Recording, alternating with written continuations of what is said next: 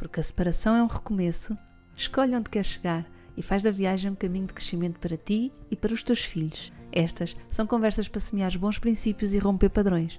Se és um pai ou uma mãe que deseja sinceramente ultrapassar a separação para viveres a tua parentalidade com integridade, responsabilidade e autenticidade, então vem connosco, define as tuas coordenadas, vais chegar onde ainda nem sequer consegues imaginar.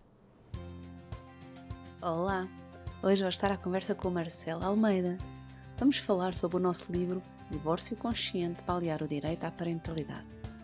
Se já o adquiriste, mas gostarias de saber um pouco mais sobre o nosso processo de criação e desenvolvimento do modelo GP3S e do divórcio consciente, ou se ainda não tens o livro, estás assim com alguma dúvida se é de facto o que precisas ou adequado para oferecer a alguém, quem sabe para uma pessoa próxima e querida, ou para alguém com quem trabalhes ou que te acompanha profissionalmente, para a tua equipa, enfim, esta conversa vai com certeza ajudar-te a perceber que este livro, mais do que sobre separação, é sobre relação e por isso é um livro para todos.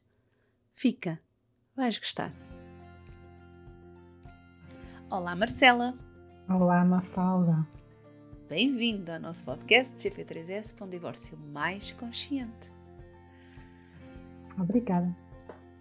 Olha, nós combinámos hoje falar sobre o nosso livro Divórcio Consciente para aliar o direito à parentalidade. Tão bonito. Está tão bonito. Está lindo. Mesmo. Por onde é que vamos começar, Marcela? Acho que podemos começar pelo início. Pelo início princípio. dos inícios, não é? Eu acho que o início do início é capaz de ser lá muito atrás. E de ficarmos assim...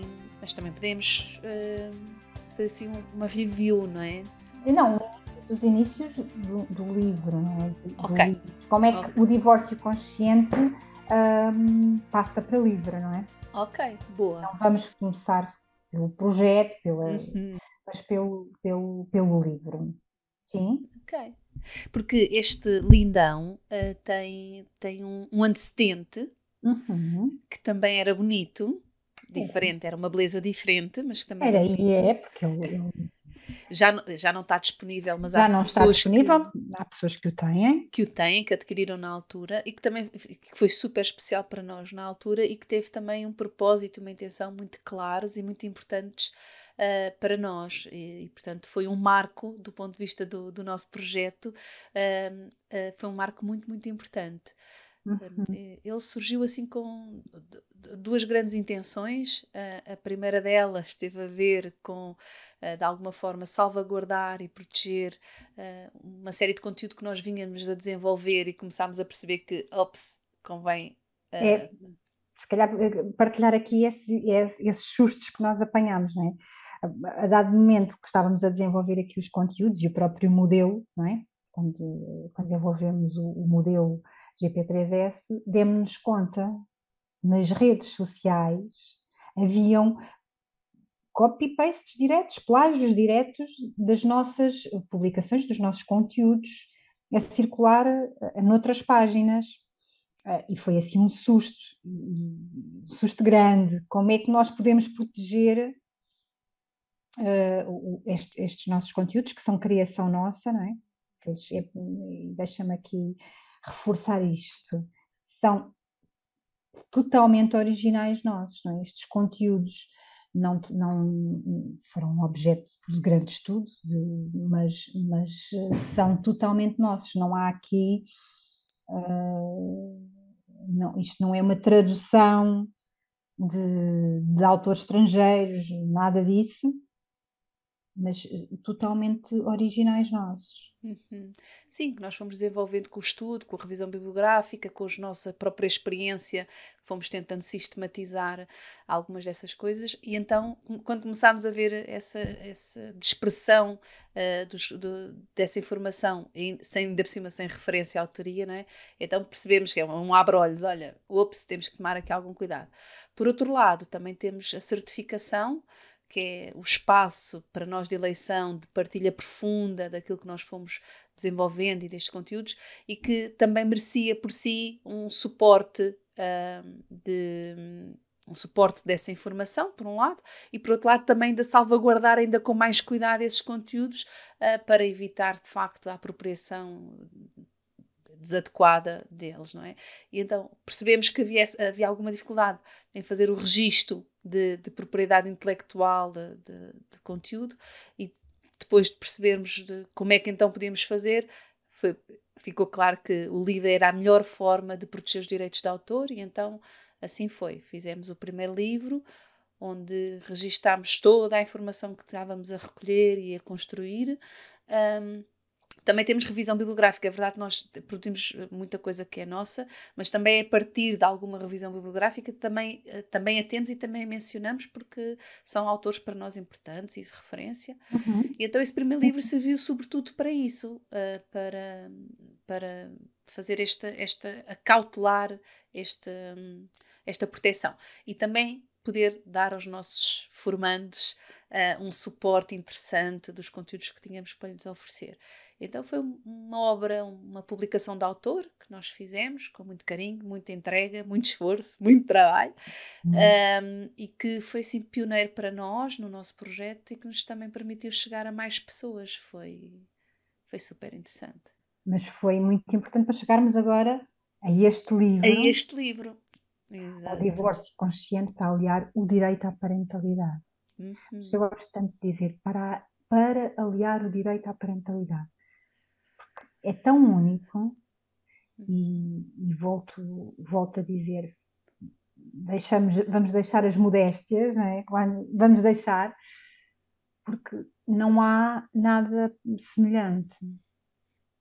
Nada. Não há trabalho semelhante, haverá trabalhos igualmente bons, não é isso que está em causa. Agora, trabalho semelhante a este de aliar o direito à parentalidade e de trazer a psicologia do desenvolvimento humano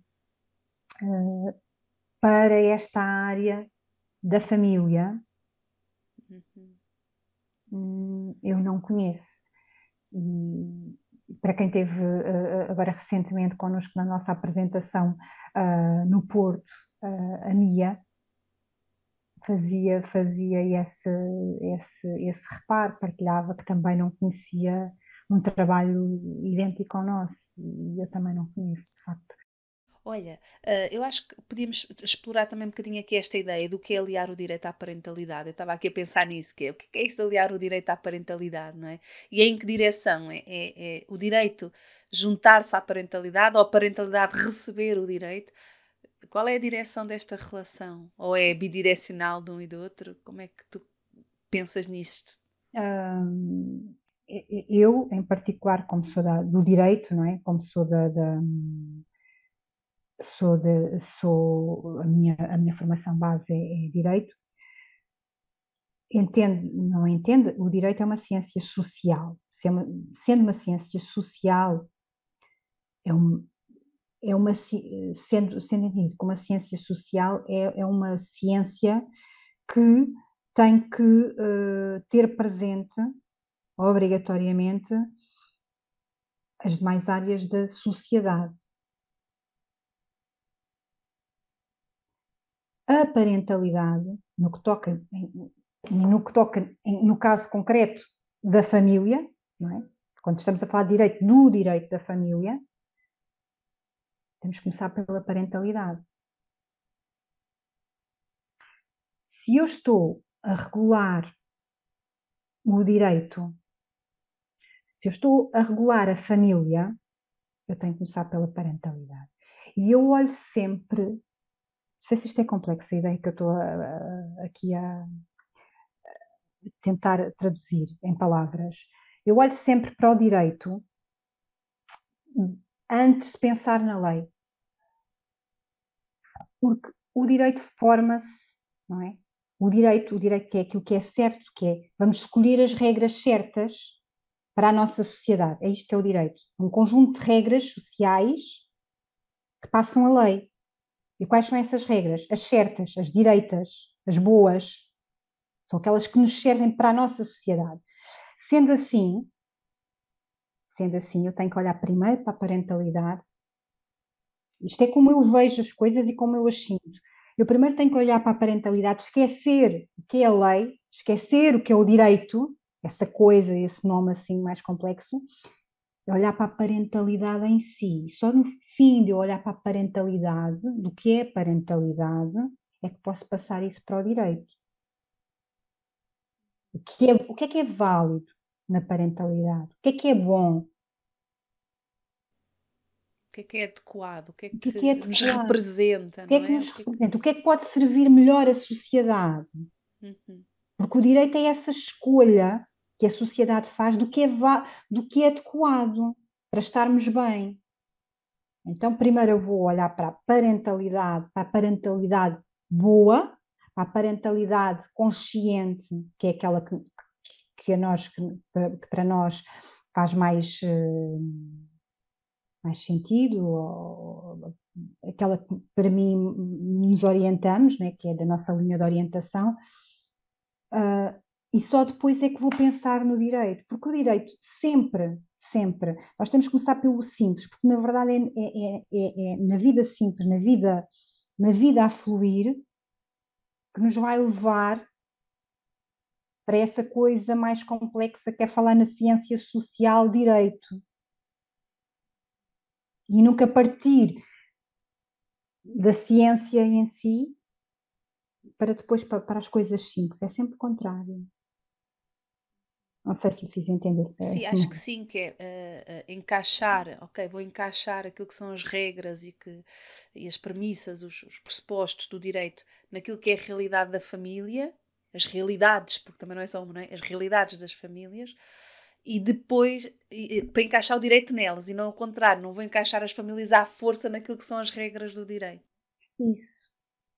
Senão vai-nos acontecer, e tu temos tido essa experiência de pessoas que nos trazem, que vão a alguns, ou vão ao tribunal, ou a alguns escritórios de advogados e que lhes dizem claramente, as pessoas vão com uma ideia de como é que querem regular as responsabilidades parentais, ou como é que querem fazer o seu divórcio, e eles dizem, pá, isso eu não sei, isso não interessa, eu não sei como é que é de pôr isso no papel, vamos seguir aquilo que é a prática habitual, a minha, a daquele profissional, Uhum. que não serve, não é? Sim, que é um bocadinho, olha, então vamos fazer como eu estou habituado e depois vocês fazem como preferirem, independentemente do que está escrito. Eu acho que isso também leva, às vezes simplifica e ok, ao menos andamos para a frente, mas traz um dano colateral que é, também não permite que depois o direito, as próprias leis evoluam. Porque também é quando nós vamos construindo acordos diferentes e adaptados a cada família, que também se vai criando o hábito e o histórico e Espólio, o o espólio, acervo. o acervo de variações, de diversidade e de hipóteses que as famílias têm dentro da parentalidade não conjugal e dentro daquilo que são os acordos das suas responsabilidades. E versus a proposta de, olha, vamos fazer as minutas, estamos acostumados, não vamos complicar muito e vocês depois fazem o que quiserem. Mas isso também vai impedir essa transformação dentro do serviço, essa transformação entre as pessoas, não é? E então acho que se perde muito quando se vai por aí e não se tenta de facto passar para o papel aquilo que vão sendo as práticas e as mudanças, não é? A importância de também trazermos e de irmos representando nos vários acordos e na diversidade dos acordos. Nós somos ao contrário, muitas pessoas gostam de vamos fazer igual, nós temos um bocado a impressão contrária de vamos fazer diferente, vamos pôr se é diferente, que se assuma a diferença, vamos escrever isso e representar isso que é a vossa realidade. Então, e trazer essa diversidade e essa representatividade das famílias. Eu, Portanto, aqui, quando. Desculpa, mas é como eu interpreto é o direito está aqui para servir a família, não é a família que está aqui para servir o direito. é isso, Mafalda. Concluíste o que eu queria. É, Ok. é mesmo isso. O direito está aqui para nos servir e não o contrário. É mesmo isso. É mesmo isso. E este livro não é só um livro sobre direito, mas também não é só um livro sobre parentalidade, mas também é. E é isso mesmo. O direito está aqui para nos servir. E sempre foi assim. O direito nasce para servir a sociedade. E não o contrário. Uhum. Eu sei que se confunde muito. Yeah. Há uma grande confusão. A ideia que as pessoas têm é mas a lei não diz isso. A lei, o que é que a lei diz? Não, não, antes de tudo, a base é o que é que faz sentido. E depois é que vamos à procura se a lei, se temos algum suporte na lei, porque se isto é o que faz sentido, isto há de estar na lei de alguma forma. É por isso que no caso em concreto que nós trabalhamos, que é com as famílias, e nestas dinâmicas que são, que são a construção da família, né? O divórcio faz parte destas dinâmicas que a família vai, estes movimentos que a família vai operando, né? Na sua construção e recomposição e evolução. O direito tem que ter uma resposta. E seguramente que há de haver na lei, e se não houver na lei é porque ela precisa de se repensar. Se o direito faz aqui muito sentido, mas também faz muito sentido trazer a parentalidade para o direito. E não esquecer que é daí que nasceu o direito, da família. Uhum. Ok, então faz sentido o direito e os profissionais de direito estarem receptivos a refletir, a estudar, a aprender, a acolher aquilo que são os desenvolvimentos que vão sendo feitos e as mudanças ao nível da família, mas também faz sentido as famílias estarem a par daquilo que são as questões de direito, porque também é esse que as vai proteger, é esse que está cá para servi-las. Então é importante também as famílias estarem preparadas para isso. O nosso livro, dirias que é mais para profissionais ou mais para pais? Eu diria que é para quem procura fazer um divórcio consciente, para quem procura ter relações conscientes, porque pode não estar a passar por um divórcio. E olha, esse tem sido um feedback. Deixa-me fazer aqui um Esta pergunta parênteses. foi provocadora, Marcela, A exatamente porque sério. temos tido estes feedbacks. Tenho tido aqui um feedback tão fantástico, e tu também, porque já partilhamos, que é, algumas pessoas compraram um livro porque nos conhecem, porque dizem, opa, eu vou comprar porque fostes tu a escrever, porque foram vocês, porque isto de divórcio a mim não me diz nada. E depois dizem, a partilha vem, pá, isto é sobre nós, é sobre relações. Afinal, este livro está a ser muito importante para mim, tem sido muito giro estas partilhas. Ah, e eu, e eu sinto mesmo que este livro é sobre este trabalho, é sobre relações. Uhum. Sim, é isso mesmo. É sobre relações e pessoas que ou estão em relações, e sejam relações de intimidade, de casal, de familiares, como em relações profissionais, seja entre colegas de trabalho, entre profissionais das várias áreas, mas também com profissionais a servir, a cuidar e a acompanhar pessoas, que também é uma relação também muito importante. De facto era uma pergunta provocatória, porque é um livro nitidamente nós escrevemos para pessoas que estão em relação e que cuidam das relações, tanto do ponto de vista profissional como do ponto de vista familiar, pessoal, individual. E portanto é um livro sobretudo sobre relações.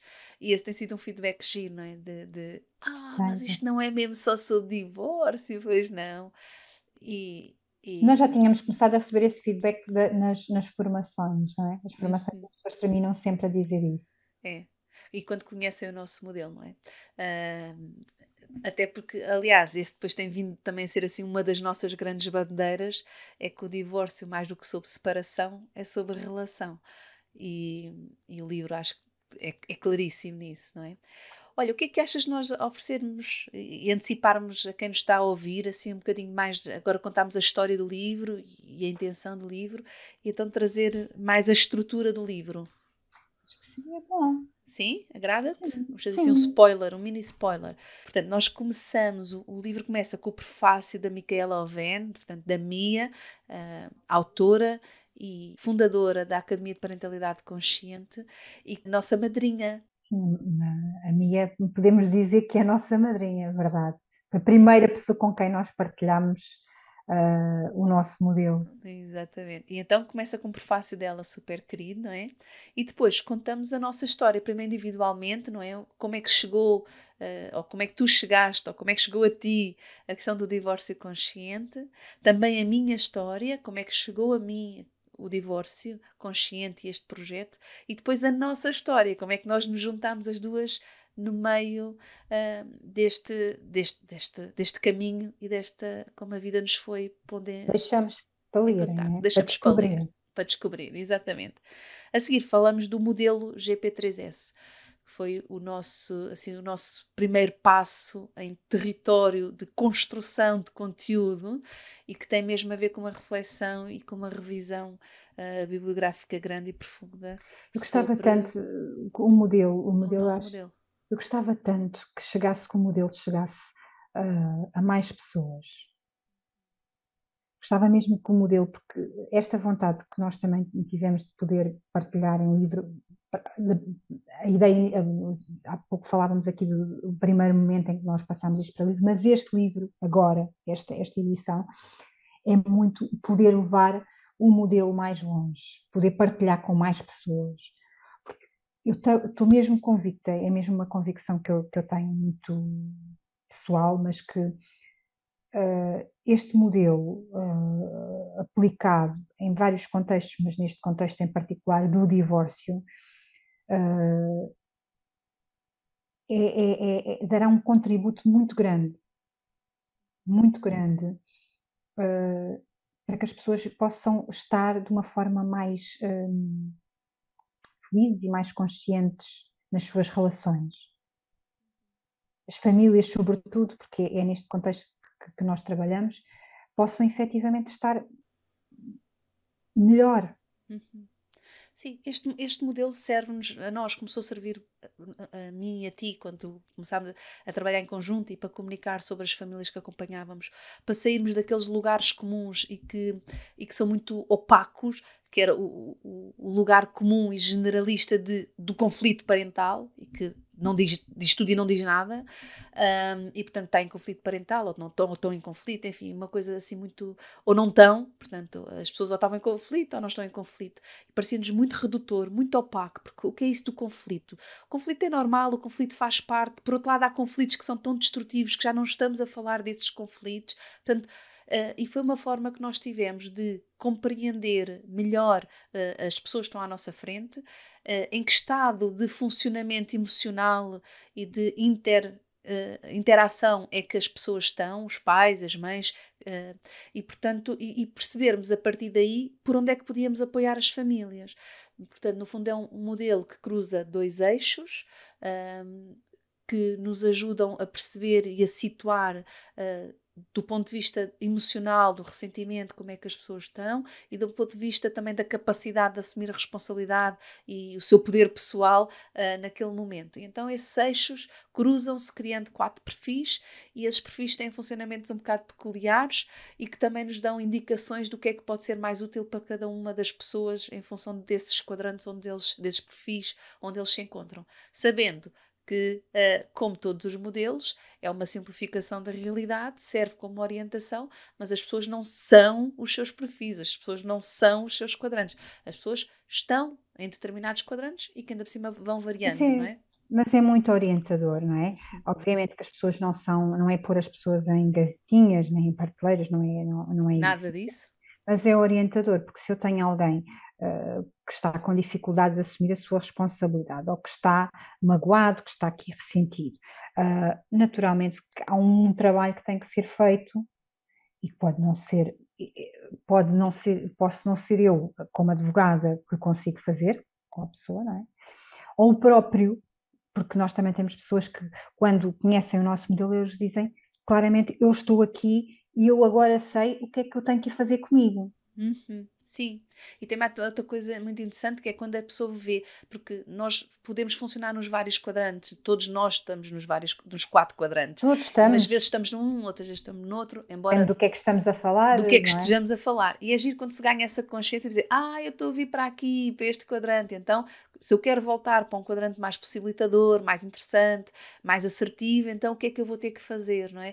E as próprias pessoas conseguem, portanto, é um modelo que dá para ser utilizado na primeira pessoa, da autoobservação, da autoanálise e depois da autorreflexão, mas também dá para fazer entre profissionais para poderem comunicar uns com os outros. Por exemplo, eu para comunicar contigo, quando nós falamos, olha, está no quadrante, está no primeiro quadrante ou está no segundo quadrante, nós sabemos o que é que estamos, mais ou menos, de que funcionamento estamos a falar.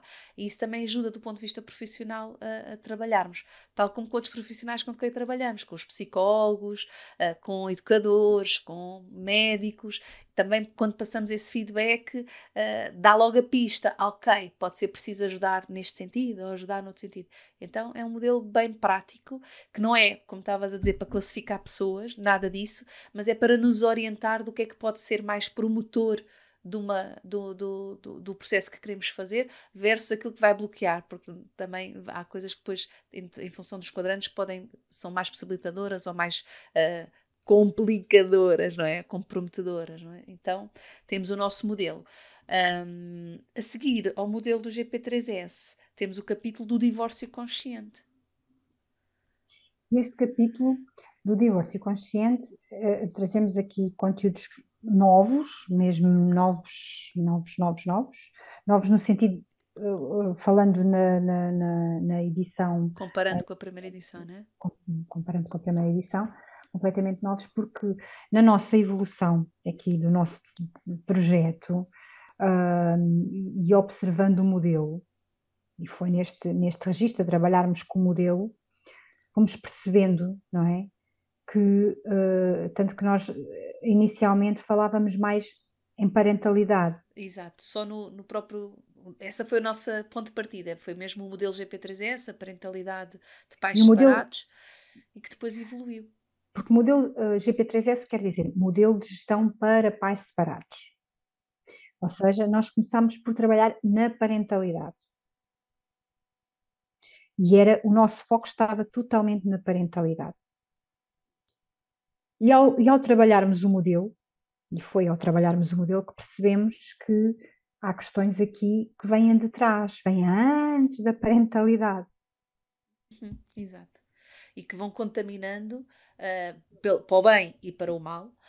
Portanto, vão contaminando nos dois sentidos, umas vezes promovendo e melhorando a parentalidade, outras vezes prejudicando e atrapalhando a parentalidade, não é? Que tem a ver com a relação entre os pais, a sua relação pessoal e que era conjugal e que depois deixou de ser conjugal. Foi aí que partimos para o divórcio. E quando nós chegamos ao divórcio consciente, neste caminho que nós também fomos fazendo aqui na construção do nosso trabalho, acabámos por constituir, não digo Eu acho que, constituir. acho que fomos percebendo e que fomos descobrindo, acho que foi, não foi, os pilares do divórcio consciente e que tu és uma fanzaça, acho que és a maior fã que existe dos pilares. Epá, porque eu acho que eles são mesmo. Quando nós queremos falar de divórcio consciente, quando queremos falar de. E divórcio consciente não é falar de um divórcio sem dor, não é nada disso, que às vezes as pessoas têm ideia. Divórcio consciente é assim uma coisa idílica, uma Sim, coisa muito assim, espiritual, muito sim, muito espiritual, cor-de-rosa e de desenvolvimento não é? pessoal, aquilo é sempre a crescer, não é assim? Perfeito, uma coisa perfeita de cartão postal, aquele divórcio assim, mesmo muito bonitinho, tudo muito bonito, tudo muito certinho, tudo. Não é isso. O divórcio consciente não é isso. Mas para que se consiga alcançar um divórcio consciente, para que isso seja possível, para mim estes 4 pilares que nós no livro exploramos um a um, intencionalidade, o aceitar a realidade, a compaixão pelo próprio processo e as decisões informadas, eles são naquilo que nós em direito chamamos cumulativos. Ou seja, Porque e isto acontece muitas vezes, e as pessoas vêm muito preocupadas com o lado legal. Então, no que toca ao primeiro pilar, ao primeiro ou ao último, a ordem para mim é que é indiferente. Não, agora, que eles são cumulativos, eles têm que acontecer os quatro para que se possa falar em divórcio consciente. As pessoas podem procurar o advogado, informarem-se, tudo certinho, mas se não fizerem o resto dos pilares, se eles não se verificarem, não podemos falar em divórcio consciente. E é por isso que, para mim, eles são dependentes uns dos outros, não é? Há pessoas que já têm algum desses pilares, é para eles mais intuitivo, é mais natural, já está bem desenvolvido naquela família, e outro pilar que está bem fraquinho, está ainda muito por crescer, muito por desenvolver. E outras famílias que têm ali 3 pilares espetaculares, super robustos, e depois tem um que aquilo nem por nada e que está a emperrar o desenvolvimento e a capacidade disto. Tiveste Olha, aí Mafalda, um insight. estava aqui a pensar, aqui da tua experiência, Hum. qual é que tu achas destes 4 pilares, da intencionalidade, de aceitar a realidade, da aceitação, da compaixão pelo próprio processo ou das decisões informadas, qual para ti achas que da prática a acompanhar famílias sentes que é assim aquele mais difícil? Aceitar a realidade como ela é. Estou contigo. Tem sido aquele assim como que mais que quando já não vem desenvolvido, quando já não está naturalmente assim musculado nas pessoas, que é o mais difícil de o fazer.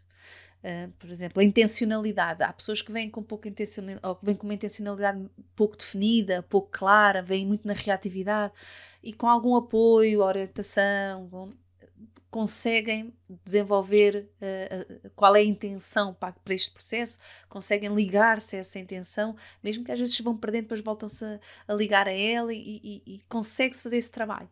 E desenvolver a compaixão pelo processo, também com apoio, também com a nossa compaixão pelas próprias pessoas, vai-se sentindo o desenvolver dessa compaixão pelo próprio processo.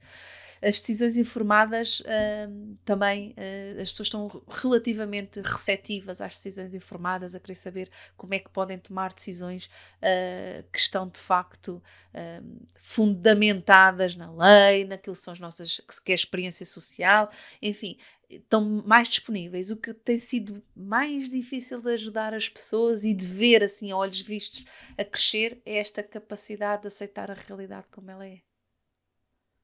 Concordo. É mesmo assim o pilar que é o grande desafio. Também concordo que os outros, com apoio de uma forma ou de outra, desde que as pessoas sejam saudáveis, não é? Uhum. Estejamos a falar de pessoas saudáveis, as pessoas chegam lá, mas de uma forma mais automática, outras necessitam de maior apoio. A aceitação é o desafio. Uhum. Sim, é curioso, não é? Como andamos sempre não andamos sempre, mas andamos muito a querer, a definir a realidade por aquilo que nós achamos que deveria ser ou que gostaríamos que fosse. E depois lutar contra isso, lutar contra a realidade como ela se apresenta. Não, isto não pode ser assim. Ouça, é assim, não é? É assim.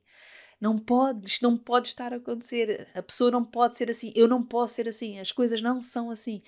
E é mesmo muito difícil. Esta aceitação da realidade, há vários níveis da realidade, não é? A aceitação da realidade, aquela realidade macro, aquela realidade universal, que é igual para toda a gente no mundo, não é?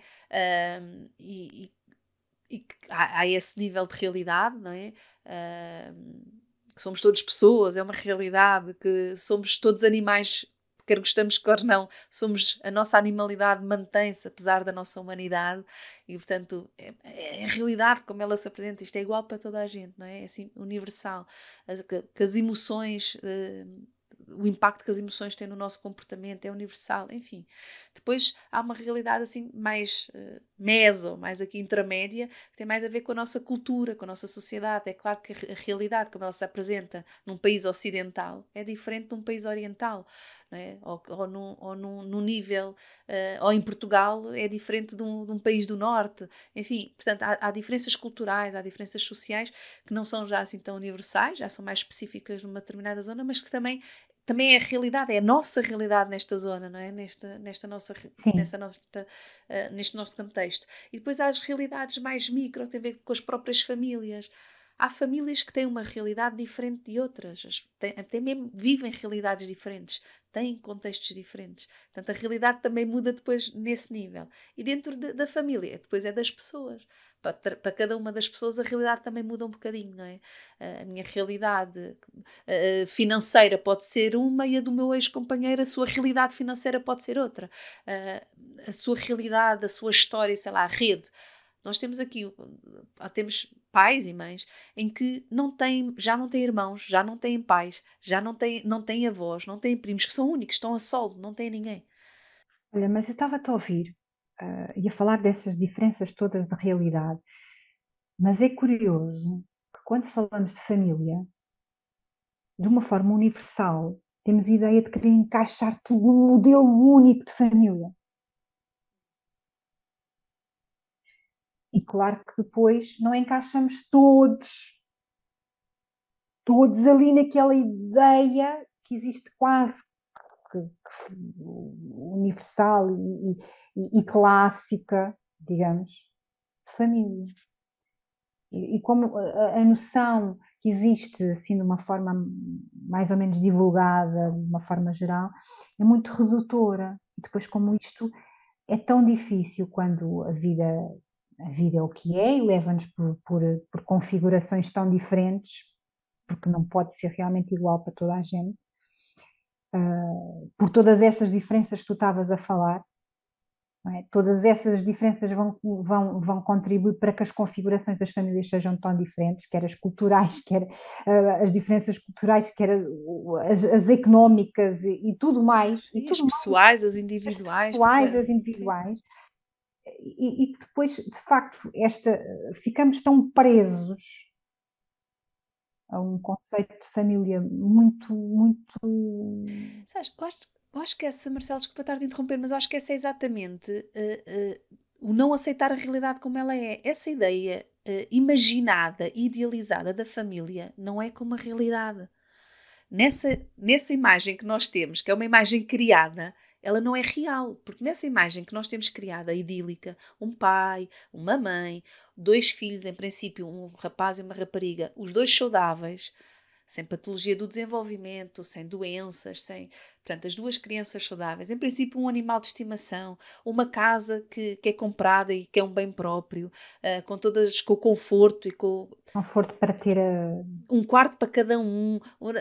Isto é uma imagem que nem sequer corresponde com a aceitação da realidade. Porque a aceitação da realidade não havia lugar para essa imagem, porque não existe essa família, não é? Portanto, a aceitação da realidade passa exatamente por isso, que é, olha, não há uma imagem de uma família. Isso não existe. Isso foi uma coisa que nós criámos para não lidar com a realidade como ela é. Porque a realidade como ela é que as famílias são brutalmente diversas. E sempre o foram. E sempre o foram. sempre foram. Para além disso, para além disso, acho que na aceitação, como nós temos muitos conceitos ligados à família, muito pouco desenvolvidos, porque eu acho que a ideia de família está mesmo muito pouco desenvolvida, é mesmo uma coisa muito, muito pouco trabalhada, desenvolvida, porque nos esquecemos que a família é uma coisa que evolui, é uma coisa que não é estanque. Eu acho que ainda se torna mais difícil trabalhar este pilar da aceitação, porque temos mesmo um conceito muito cristalizado de família.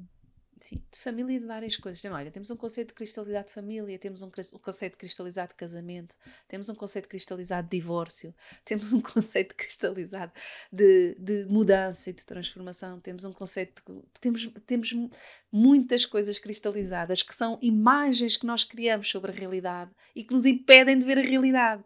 Talvez por isso Para falar de relações, já viste? sim, não é? E às vezes até de nós próprios. Às vezes também temos uma ideia tão cristalizada de quem nós somos. Eu sou a pessoa que, na minha cabeça, eu imagino que sou. E depois a realidade apresenta-se. Eu começo a comportar-me de formas que não era bem aquilo que eu estava a achar que devia, como eu achava que me devia comportar. Ou não estou a sentir o que eu achava que devia sentir. Ou não estou a fazer aquilo que eu achava que devia fazer. E então, não conseguindo lidar com o meu ímpeto, com a minha naturalidade deste comportamento, agarro-me àquilo que eu devia ser e depois não recuso-me a fazer diferente, mas a vida está-me a pedir diferente, mas eu quero ficar junto e agarrada à imagem que tenho de mim própria. Nós fazemos isto com tanta coisa, daí talvez seja tão difícil nós lidarmos com a realidade como ela é, porque levamos o tempo a projetar como é que ela devia ser, como nós gostaríamos que ela fosse, como nós contamos que ela deve ser. E então, talvez por isso Por isso, para seja mim, tão os difícil. pilares são espetaculares É, e por isso tu adoras os adoro, pilares. adoro. E acho que são muito paradigmáticos da necessidade dos vários profissionais a trabalharem. Porque a aceitação, se eu tenho aqui dificuldade na aceitação da realidade como ela é, e se isso pode ser o obstáculo para não estar a viver um divórcio consciente, por exemplo, ah, é muitas das vezes, por exemplo, se estivermos a passar por um divórcio judicial, muitas das vezes isso significa que posso ter que precisar da ajuda de um profissional, de um psicólogo, de um coaching, não sei, depende do que é que eu estou a idealizar, pode ser uma questão de parentalidade, pode ser, pronto, depende do que é que eu estou a idealizar, ou o que é a minha dificuldade de aceitar, onde é que eu estou aqui em negação, mas é paradigmático de como a necessidade dos profissionais trabalharem em equipa e em coordenação, em articulação. Uhum. Sim, sim, e poder olhar para as pessoas também a partir de outra perspectiva que não seja só do conflito parental. Eu vou ser um bocado chata com isto, mas parece-me que tem sido a lente ah, que, de uma forma geral, os profissionais põem para olhar para estas famílias. E então, claro que se eu ponho a lente do conflito, só vou ver conflito. Então, os pilares ajudam-nos também a dar outras perspectivas, não é? A poderes olhar de outros sítios. E essa da aceitação, às vezes, é preciso também escutar para perceber, mas esta pessoa está-se a agarrar aqui, não é? O que é que a impede também de tomar decisões novas, de ver coisas novas? O que é que ela pode não estar a conseguir aceitar, não é? O que é que ela continua a batalhar pelo quê? Então são perguntas que, se nós formos fazendo, vão-nos permitindo ter perspectivas diferentes e mudar um bocadinho ali o ângulo de olhar para as pessoas e para as famílias e conseguir contribuir de uma maneira diferente. Versus a hipótese número 1, que é isto é sempre conflito parental. Então, nesse caso, só vamos conseguir olhar para o conflito e vai ser muito pobre e muito básico a perspectiva e a abordagem que vamos ter com as famílias. Uhum. Não é? Depois dos 4 pilares vem o capítulo da parentalidade não conjugal consciente. É assim, um capítulo assim, mais genérico, não está assim tão detalhado, porque vai ser, e temos a expectativa e a vontade de, para a frente, daqui a um tempo, pensar num livro só sobre isto, não é? Já temos Uhum. assim Exato. e dedicar assim muito especificamente, mas aqui queríamos ter deixado algumas notas, alguns princípios sobre a parentalidade não conjugal consciente. Depois, os obstáculos ao divórcio consciente. É o outro capítulo, os obstáculos ao divórcio consciente. Portanto, primeiro falámos de como é que se pode promover um divórcio consciente, onde é que temos que pôr o foco para construir esse divórcio consciente, e depois quais são os fatores que podem dificultar essa construção desses pilares e desse processo consciente na separação. Aí temos também revisão bibliográfica, falamos dos mitos, falamos da questão do luto, que é sempre uma questão e que Que está muito na moda. está muito na moda, a questão do luto e o que é que isso. E nós temos também assim, uma perspectiva um bocado peculiar sobre a questão do luto. Também se fala do conflito, também falamos da cultura da culpa, esta nossa cultura muito ligada à culpa, tanto do ponto de vista social e a dizer cristão, mas das religiões de uma forma geral, esta nossa ligação à religiosa, e mesmo para quem não é religioso, isto está culturalmente tão Está enfiado em nós. está mesmo nas instituições, está. Exato, sim, e na nossa cultura. Nos tribunais, então, mais ainda. E o Tribunal de Família e de Crianças, sendo também um tribunal relativamente recente em relação a todos os outros, ainda vem muito envolvido nesta cultura típica dos tribunais, que é a cultura da culpa. Do ponto de vista da linguagem, já se nota algumas diferenças, parece-me, mas depois no comportamento e no julgamento moral, ok? Não é o julgamento dos tribunais. O Sim. nosso julgamento ainda está tão absorvido pela culpa que, pronto, a narrativa é uma, mas depois a atitude é outra. Olha, no outro dia, nós, em conversas nossas, e agora fizemos aqui uma ligação entre a culpa e o luto, porque de facto deixámos de. Foi umas conversas que nós tivemos, nós as duas. A culpa inclusive, ela estava na lei. Nós tínhamos no divórcio, tinha que se aferir de quem era a culpa, quando uma das partes não concordava com o divórcio e por isso teria que se avançar para um divórcio judicial, e no divórcio judicial obrigatoriamente tinha que se aferir quem era o culpado do fim da relação. Desde 2008 que nós deixámos de ter aqui o conceito legal de culpa, mas a verdade é que nós vamos sentindo que ela ainda está lá e de alguma forma eu sinto que houve aqui uma vez que já não podemos falar em culpa, então passámos a encontrar, e eu tenho sentido nos últimos anos muitos artigos, muitos artigos, no luto, que é, opá, se isto não pode haver culpados, tem que haver dor de alguma forma. Eu não sei se existe uma ligação, mas sinto um bocadinho isto. Uhum. Há uma necessidade de trazer aqui uma carga mais pesada, como se os fins das relações tivessem sempre que ser pesados. E olha, voltamos outra vez à não aceitação. Como se não pudéssemos, e é estarmos aqui outra vez a não aceitar que as relações vão evoluindo e há relações que se fecham mesmo. E estamos a falar de relações conjugais e não só. Outro tipo de relações. Porque as relações, elas evoluem de uma forma ou outra e podem evoluir para um fim.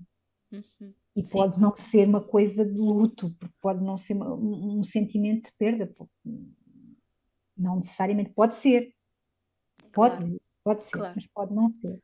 Sim, sim. Nós fazemos essa reflexão aqui, não é? Sobre esta questão do luto. Já estás a desvendar um pouco a nossa posição, Ah, mas que eu acho que vale a pena, porque de facto, mais uma vez, seria um olhar muito redutor querer criar modelos em que caiba lá toda a gente. E nem todas as relações que terminam cabem num modelo de luto. Nem todas. Nem todas as transformações cabem num modelo de luto. Nós já tivemos aqui um episódio sobre o luto com uma pessoa especialista em luto e em processos de luto, e ela concorda que de facto há uma generalização exagerada e às vezes abusiva daquilo que é um processo de luto, porque há critérios muito precisos sobre para identificar processos de luto. Não é luto só porque. Aliás, a Márcia até dá um exemplo interessante que é: às vezes morreu-nos uma pessoa e nós não ficamos de luto. O luto em si tem critérios eu não lhe diria diagnóstico, mas tem critérios para se dizer que de facto aquela pessoa está num processo de luto. E esses critérios têm rigor, são claros, estão enumerados. Quem sabe de luto consegue identificar e consegue ajudar as pessoas a passar por esse processo. E é muito abusivo pensar que só porque uma relação acabou a pessoa entra em luto, tal como é abusivo pensar só porque morreu alguém a outra pessoa entrou em luto. Pode não entrar num processo de luto. Tal como pode entrar. E então a Márcia fala muito bem disso e explica bem. Eu também vou deixar aí depois o link Acho que é para esse importante episódio, porque eu acho que é mesmo sublinhar. também importante. E por fim, o último capítulo é o da parentalidade contenciosa. Que é uma parentalidade e que, em princípio, para quem pensa que o divórcio consciente é tal cenário idílico de crescimento e desenvolvimento pessoal e espiritual contínuo, que não é, nós já dissemos que não é, mas para quem tem essa ideia acha que a parentalidade contenciosa não cabe no conceito de divórcio consciente. E cabe. É claro que nós, se pudéssemos escolher, não haveria parentalidades contenciosas, não haveria divórcios contenciosos, não havia litigâncias dentro das famílias nesta natureza, mas a realidade é que ela existe, a realidade é que a parentalidade contenciosa existe e a verdade também é que as pessoas, apesar disso, podem ter um processo consciente. É isso mesmo. Parentalidade contenciosa é aquela que fica nos tribunais, é que fica, é que fica nos escritórios dos advogados. É preciso também passar uma mensagem que também é possível romper com ela, Exato. que existe exemplos de parentalidades altamente contenciosas e que ainda assim as pessoas conseguiram romper com essa parentalidade contenciosa. Para isso acontecer, para que haja um fim, naturalmente, Pelo uma menos uma. delas, pelo menos uma, mas basta uma, Sim, queira romper. exatamente. Sim, é preciso dois para manter o padrão, mas basta um para romper. E, portanto, E se trabalharmos os pilares do divórcio consciente, vamos perceber como é que podemos romper. exatamente. Dentro da parentalidade contenciosa também falamos de um assunto que é muito importante e um tema muito importante e para nós muito querido e que, tal como o luto, também temos uma perspectiva menos mainstream daquilo que é a alienação. E, portanto, também dedicamos aqui uma parte da parentalidade contenciosa, uma parte é dedicada à alienação, e que esperemos poder contribuir para uma perspectiva também mais integradora, mais tridimensional daquilo Uhum. que é a alienação. E, portanto, é isto o nosso livro, a nossa revisão do livro e que traz aqui assim mesmo uma perspectiva mais amadurecida daquilo que foi inicialmente os tais conceitos que quisemos. Então, já este livro já traz, para além dos conceitos, traz toda uma experiência e reflexão que acrescentámos e que fomos construindo nesta experiência com o modelo, com os pilares, com o divórcio consciente. Contamos muitas histórias, nós contamos várias histórias que vão ilustrando os conceitos e a mensagem que queremos passar, histórias reais. Claro que tivemos que mudar a identificação dos seus protagonistas para evitar que sejam identificados, mas temos mesmo muitas histórias que gostamos de ir partilhando e que No estão que toca às decisões informadas, há aqui trazemos mais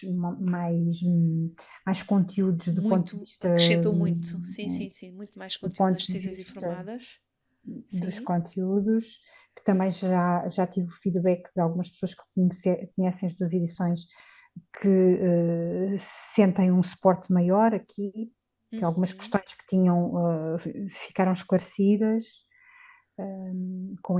nesta edição. Acho que houve aqui um Houve um ganho, upgrade. salto, sim, um upgrade significativo. Sim. Sim. Eu estive a fazer contas, temos 20% mais conteúdo. Também É acho que uma falda, é uma falda. Também acho que pode ser quando quem tinha a versão anterior, quem não tem a anterior, é não hesitar este livro, seja para a Mia também fazer essa sugestão. Olha, não compres só para ti, compra e oferece.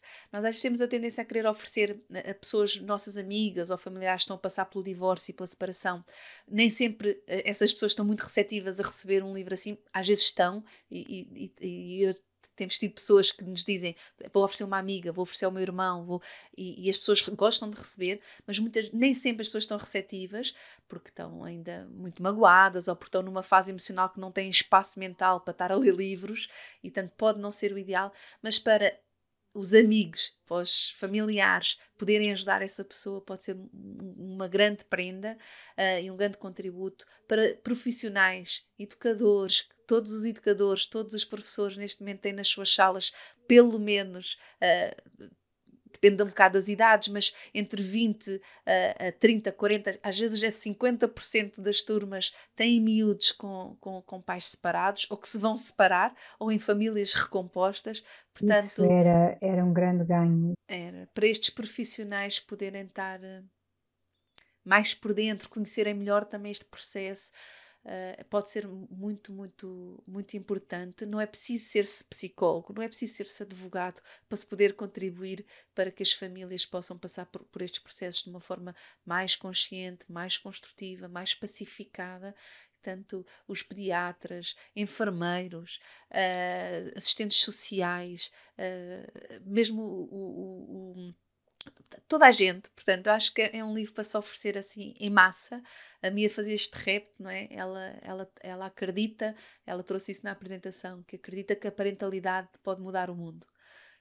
Porque muitas das nossas questões em adultos que trazem os problemas do mundo e as dificuldades do mundo são subproduto daquilo que foi o nosso crescimento enquanto crianças, e depois chegamos a adulto com as dores e com as dificuldades com que chegamos, e que depois geram estas Eu questões sociais. advogo isso a toda a hora, porque para mim, no que toca à jurisdição mais importante é a jurisdição da família, porque quando a jurisdição da família falha, ou seja, falha tudo o resto, porque quando o projeto de proteger as nossas crianças, proteger a parentalidade, falha, nós estamos a comprometer o adulto, mas a comprometer grandemente. Se estamos a comprometer o adulto, estamos a comprometer a sociedade, não é? Exato, sim.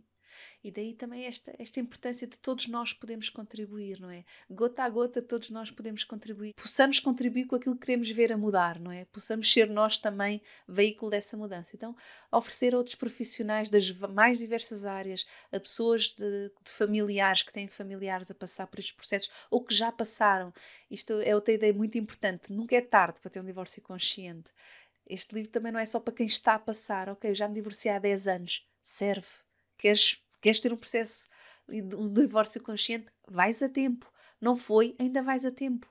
Ou até foi consciente, até fizemos muita coisa boa, mas ainda gostava de darmos mais um passo em frente. Olha, este livro se calhar dá-te o danoninho que falta para mais qualquer coisa que queres acrescentar àquilo que foi o teu processo, à família que queres recompor, não é? Então, é um livro mesmo para espalhar, para oferecer, Mas para mesmo divulgar. quem não está, eu acredito que ressoa mais para quem esteja em processo de divórcio, ou por quem passou, naturalmente, ou quem trabalha, mas, e reforço muito isto, mesmo para quem está casadíssimo e muito bem casadíssimo, este livro é sobre relações e certamente que também vai dar um contributo muito bom à relação. Sim, acredito que sim. Até porque acredito que casais que consigam, casados e que estejam tranquilos e firmes na relação, que consigam olhar para o tema divórcio numa perspectiva de curiosidade, de conhecer, acho que é um excelente sinal de saúde no casal. Eu estou certa disso. Estou mesmo certa disso. Então, no fundo, este livro é para todos. Este livro é seguramente para todos. Obrigada, Marcela. Obrigada, Marcela.